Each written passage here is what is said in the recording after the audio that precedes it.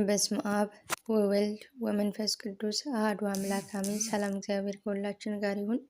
ውድ የተወደዳችሁ ያያሉ ገና ነው የልዑል እግዚአብሔር ቤተሰቦች የእመቤታችን የቅድስተ ቅዱሳን የንጽሕተ ንጹሐን ወዳጆች ውድ የሄሜን ቲዩብ ቤተሰቦች እንደምን ዋላችሁ? እንደምን አመሻችሁ? ከእኔ ጋር እግዚአብሔር የተመሰገነ ይሁን። ክብሩ ይስፋ ለመድኃኔዓለም። ሁሉ ሰላም፣ ሁሉ መልካም ነው። እንኳን አደረሳችሁ ለታመነ ለከበረ ለሊቀ ሰማዕት ለቅዱስ ጊዮርጊስ ወርሃዊ መታሰቢያ ክብረ በዓል እንዲሁም ለልበ አምላክ ቅዱስ ዳዊት እንዲሁም ለሐዋርያው ቅዱስ ቆርኔሌዎስ ዓመታዊ ክብረ በዓል እንኳን በሰላም በጤና አደረሳችሁ አደረሰን። ውድ ቤተሰቦቼ ከአሁን ፊት የቅዱስ ጊዮርጊስን ተአምሩን ክፍል አንድን አቅርቤላችኋለሁ።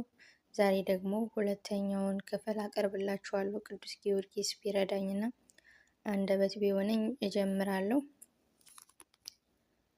ሁለተኛ ክፍል ስለ ሰማዕቱ ቅዱስ ጊዮርጊስ ተአምር። ይቅርታውና ቸርነቱ ለዘላለም በእውነት ለሁላችን ይደረግልንና ጌታችን አምላካችን መድኃኒታችን ኢየሱስ ክርስቶስ ያደረገው ተአምር ይህ ነው። በዚያን ዘመን በሀገሩ ሁሉ ላይ ስልጣን ያለው ዱድያኖስ የተባለ እጅግ ብርቱ የሆነ የፋርስ ንጉሥ ነበረ። በአራቱ ነገስታት ላይ ስልጣን የነበረው የምድር ነገስታት ሁሉ ከስልጣኑ በታች ነበሩ።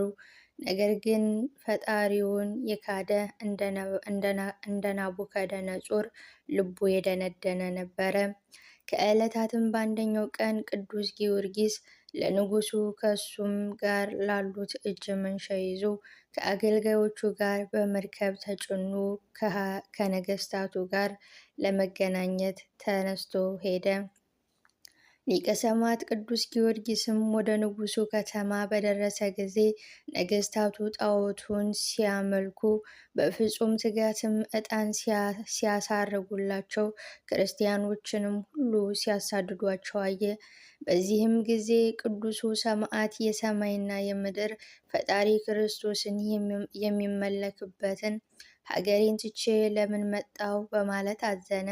ጌታ ኢየሱስ ክርስቶስም የቅዱስ ጊዮርጊስን ሐዘኑን ተመልክቶ ለሰማዕታት የተሰጠውን ተስፋ የመንፈስ ቅዱስንም እውቀት በልቦናው መላለት። ለሰማዕታት ያቀዳጃቸውን አክሊል የተዘጋጀላቸውን ልዩ ልዩ ክብር ገለጸለት። ይህንንም በተረዳ ጊዜ የአምላክ ፍቅር በልቦናው ነደደች። ከእንግዲህስ ወዲህ በዚህ ዓለም እስካሁን ድረስ ወደ ሀገሬ ወደ እናቴም አልመለስም። ስለ ጌታዬ ስለ ኢየሱስ ክርስቶስ ከሷ ተለይቻለሁና ለዘላለም የምትኖረውን ጌታዬን ኢየሱስ ክርስቶስን የሰጠኝን ሕይወት ተስፋ አደርጋለሁ እንጂ ስለ ቅዱስ ስሙም እሞት ዘንድ እርሱ በቸርነቱ ያጽናኝ አለ። በዚህም ጊዜ በቅዱስ ጊዮርጊስ ላይ ኃይል መንፈስ ቅዱስ አደረበትና በፍጥነት ሄዶ በአላውያን ነገስታት ፊት ቆሞ እኔ የክርስቲያን ወገኖች ነኝ፣ እምነቴም በጌታዬ በኢየሱስ ክርስቶስ ነው ሲል አሰምቶ ተናገረ። እነሱም በልዩ ልዩ ስቃይ እያሰቃዩት እስከ 7 ዓመት አቆዩት። በዚያም ጊዜ ከሃዲው ንጉሥ ዱድያኖስ ከከተማ ውጪ አውጥተው ልብሱን ገፈው ሽርጥ አስታጥቀው በእንጨት ላይ እንዲሰቅሉት ዳግመኛ የዘንባባ ሾክ የመሳሰሉ 70 የብረት ችንካሮችንም ሰርተው ቅዱሱን በእነዚያ ችንካሮች እንዲሸነክሩት አጥንቱም እስኪታይ ድረስ እንዲቀጠቅጡትና ስቃይ እንዲያበዙበት አዘዘ።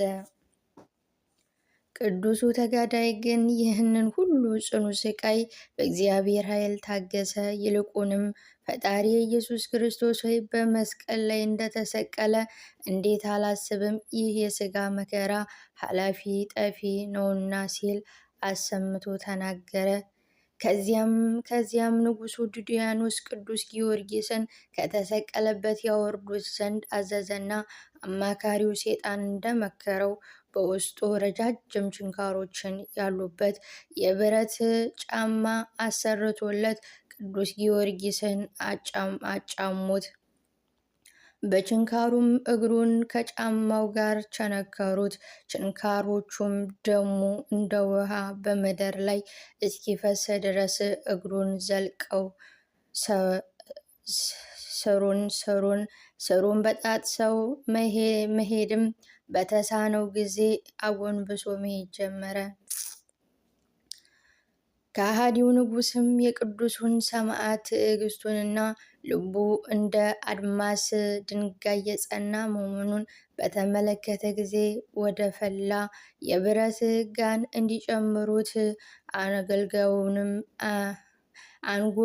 አንጎሉን በአፍንጫውና በአፉ እስኪፈስ ራሱን በመዶሻ እንዲቀጠቅጡ ታዘዘና እነሱም እንደታዘዙት ባደረጉበት ጊዜ ሰውነቱ ሁሉ በደም ተጥለቀለቀ። እርሱ ግን ወደ ሰማይ ዓይኖቹን አቅንቶ ጌታዬና ፈጣሪ ኢየሱስ ክርስቶስ ሆይ ሰውነቴን አትጣላት። ይህ ጎስቋላና ከሃዲ ዱድያኖስና ከእርሱ ጋር ያሉ 70 ነገሥታት በአንተ ስም ድል እስክነሳቸው ድረስ ለሞት አሳልፈህ አትስጠኝ። በአንተ ስም ልሞት መጥቻለሁና እያለ ይጸልይ ነበረ። ያን ጊዜ ሰማዕቱ ጊዮርጊስ ሆይ እኔ ከአንተ ጋር ነኝና ጽና፣ በርታ የሚል ቃል ከሰማይ መጣ። ከዚያም እግዚአብሔር የመላእክት አለቃ ሊቀ መላእክት ቅዱስ ሚካኤልን ላከለትና የሚያስጨንቀውን መከራ ሁሉ ከጻድቁና ከቅዱሱ ሰማዕት ከቅዱስ ጊዮርጊስ አርቆ አዳነው። በሰውነቱም ላይ አንዳችም የቁስል ምልክትና የደም ነጠብጣብ ሳይኖር ፍጹም ጤነኛ ሆኖ ተገኘ። ለሱ ክብር ምስጋና ይሁን። ይህን በአገልጋዩ በቅዱስ ጊዮርጊስ ላይ ጌታ ኢየሱስ ክርስቶስ ያደረገውን ድንቅ ተአምር የተመለከቱ ሁሉ አድንቀው በቅዱስ ጊዮርጊስ አምላክ አመኑ።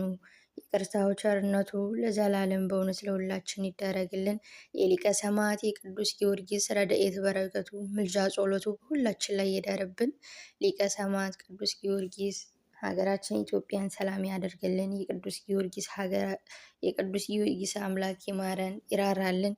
የሊቀ ሰማዕት የቅዱስ ጊዮርጊስ አምላክ ሆይ ማረኝ። የሊቀ ሰማዕት ቅዱስ ጊዮርጊስ ሆይ ይራራልኝ። የሊቀ ሰማዕት ቅዱስ ጊዮርጊስ ሆይ የሊቀ ሰማዕት የቅዱስ ጊዮርጊስ አምላክ ሆይ ይቅር በለኝ። አሜን።